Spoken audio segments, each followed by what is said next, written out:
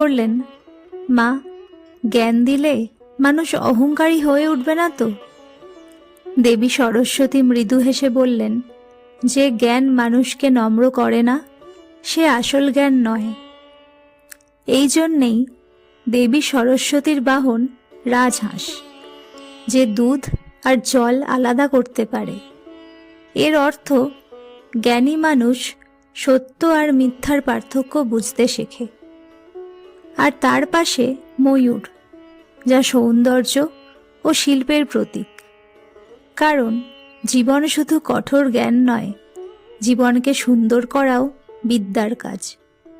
দেবী সরস্বতী পাহাড়ে বা স্বর্গে নন, তিনি বাস করেন মানুষের মনে, যেখানে কৌতূহল আছে, যেখানে শেখার ইচ্ছা আছে।